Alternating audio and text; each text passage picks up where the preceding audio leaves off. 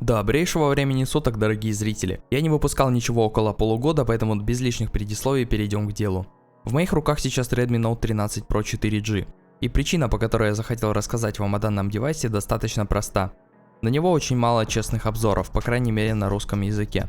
Конечно, какие-то ревью есть, но видно, что авторы не пользовались телефоном и не совсем понимают, о чем говорят. Сухое перечисление характеристик да пару тестов камеры. Мой же Experience Note 13 Pro составляет уже 4 месяца пользованием как основным устройством. Поэтому я знаю все мелкие детали об использовании данного смартфона и обо всем вам сегодня расскажу в этом большом обзоре.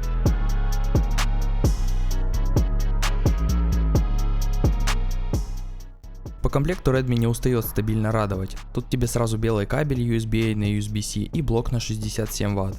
Единственный момент, что меня всегда бесил в комплектных зарядках Redmi, это их цвет. Эта белая штука превращается в коричнево-серое месиво после первого путешествия в рюкзаке и выглядит так себе. В остальном же все вот прям заебочек. Блок красивый, кабель качественный. Штекер шатается в разъеме, но это скорее проблема самих мобил Redmi. Они все такие по моему опыту. По остальному в комплекте все стандартно для в принципе всех телефонов. Туалетная бумага, железка и кошмар Гринписа. На самом смартфоне с завода наклеена защитная пленка, но лично я это говно содрал сразу как достал из коробки, ибо мне ее коряво наклеили и глаза мозолило. Но maybe вам повезет больше с этой темой. Переходим к обсуждению самого устройства.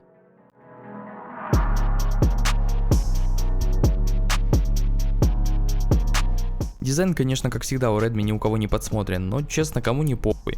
Большую часть времени мы смотрим на переднюю часть смартфона, и она тут способна удивить в приятном смысле, но об этом чуть позже. Грани плоские, мне честно вообще не нравится тренд на них. Как по мне, мыльницы намного приятнее лежат в руке, хотя выглядят плоские обрубки намного эстетичнее, не могу отрицать. Кнопки выглядят круто, но качество хромает, в прошлых поколениях были поприятнее и звук казался премиальней. Но в чехле разницы 0, так что забейте. Динамики стерео, дырки круглые, с плоскими гранями выглядят отстойно, но давайте честно, как часто вы туда смотрите? Конечно же есть стик-порт, это так называемая база.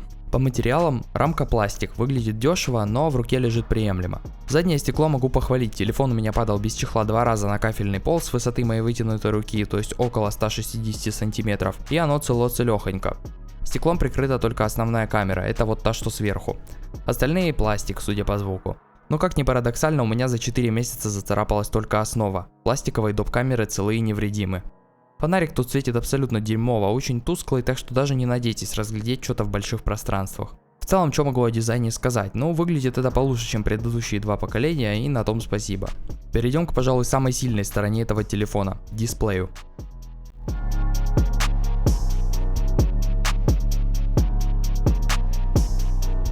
Тут хвалить я буду очень много, ведь от этого экрана кайфую держать эту трубу в руках и по сей день.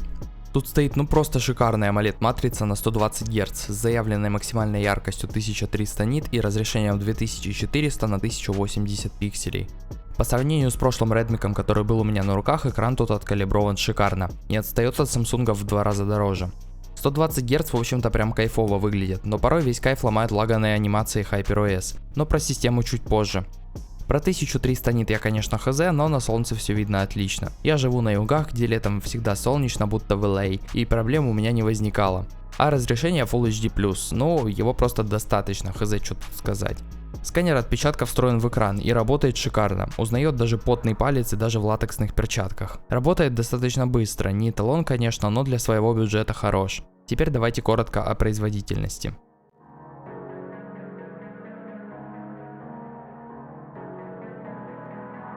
Стоит тут легенда Helio G99, но с добавкой Ультра, что впрочем не делает его менее дерьмовым. Про требовательные игры на таком само собой забудьте, а систему вытягивает плюс-минус нормально, лаги достаточно редко. Приложение открывает порой трындец как долго, но вы помните, что это все-таки бюджетник. Вон тут он набирает что-то около 430 тысяч.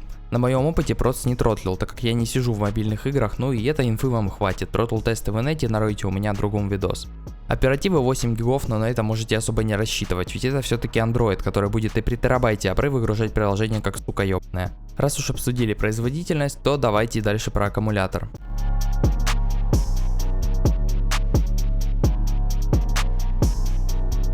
Тут стоит батарейка емкостью 5000 мАh, но и честно держит он плохо. Мемы про то, что Redmi не садятся вечность, тут не действуют. Так как у экрана нет адаптивного рефреш-рейта, при 120 Гц жрет он но уж очень дохера. Мне лично с трудом хватает до вечера, при том, что телефон я особо не использую. Если же включить 60 Гц режим, то живет он свободно 2 дня, тут без Б. Заряжается от комплектной 67 ваттной зарядки он минут за 40 с 0 до 100, и это просто шик. Никаких зарядок на ночь. С утра проснулся в шарагу, поставил сразу на зарядку, ну и к выходу он уже готов. Ну и наконец мы переходим к самому интересному – камере.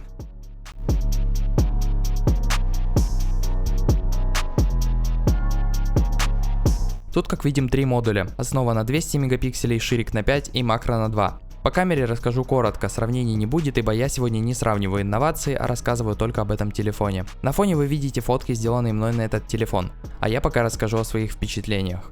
200 мегапикселей тут особо не решают, ибо сам размер пикселя очень маленький, и детали все равно иногда теряются. Хотя сами фотографии выглядят неплохо. А вот про остальные 2 модуля я так сказать не могу. Ширик в Redmi не менялся еще с 10-го вроде как поколения, и остался он тут ровно таким же дерьмом. Разве что ему подтянули цветокор под стать основной камере, но фотки на него все равно стрёмные. Макро я вообще хз зачем сюда пихают, ибо у меня на Nokia и то было получше качество, чем на макро этого Redmi. Ну короче, оно тут есть, примеры фоток видите на экране. Фронталка на 16 мегапикселей. Фоткает, кстати, очень даже неплохо. Я вообще не делаю селфаки, поэтому пришлось только ради видоса. Если бы не нейронки от Xiaomi, которые порой превращают лицо в обмылок, была бы достойная фронталка. А так 6 из 10 китай-кошка девочек.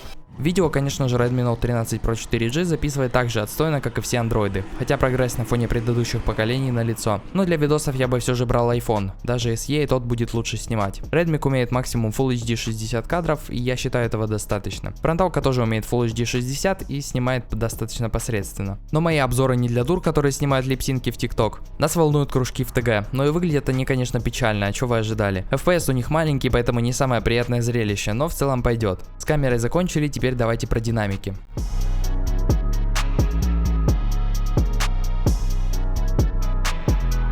Стерео ощущается как надо, все звучит достаточно широко, причем как при вертикальном, так и при горизонтальном использовании. Труфены знают, что я пишу музыку и вообще достаточно много работаю со звуком, поэтому могу оценить такие мелочи по достоинству. Однако кроме стерео динамики достаточно посредственные. Баса в них само собой 0 и звучат они очень тихо.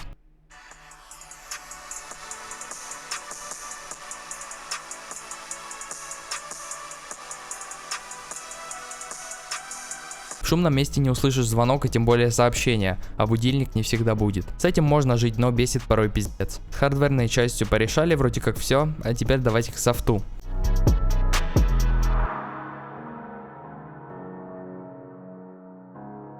Тут хочется много чего сказать. HyperOS это достаточно спорное обновление. В первую очередь приебусь к дизайну, а конкретно иконкам. Ну вот скажите мне, нахуя? MIUI 14 была почти идеальной системой в плане дизайна, и они променяли ту красоту на это. Короче, изменения иконок мне совсем не зашли, и поначалу мозолили глаза очень сильно. Но я привык к этому дня за 2, и вы тоже сможете. Перерисованный интерфейс Proc мне понравился, только непонятно, почему сделали не все, ибо идея хорошая. В плане внешности меня больше всего бесит это. Xiaomi решили сделать эффекты прозрачности в шторке доступными не для всех, ради оптимизации. И мне вот вообще не нравится это серое говно на заднем плане. Вернуть прозрачность можно пока что только при помощи root прав, с которыми лично мне абсолютно лень ебаться. Вот за это дизреспект китайцам. Типа я не понимаю, как это влияет на производительность, ведь когда на этом телефоне у меня стояла MIUI 14, все работало прекрасно и с прозрачностью. А новая система ведь должна быть оптимизированней, разве не так? В общем, либо ставить root, либо мириться с этой серой унылостью, тут выбор за вами. По части производительности тут все достаточно неплохо, в принципе сама система работает шустро, лишь иногда выдает лаганные анимации, но тут скорее проблема в Helio. Единственный существенный недостаток по части быстродействия, который я заметил, это то, что порой при записи видео появляются лаги, которые остаются и на итоговом файле. И при этом вылезти эта дичь может в абсолютно рандомный момент, никогда не угадаешь, когда будет в следующий раз. С этим осталось только смириться и надеяться, что в HyperOS 2 эти лаги пофиксят. Думаю, это все важные моменты по поводу системы. Давайте подводить итоги.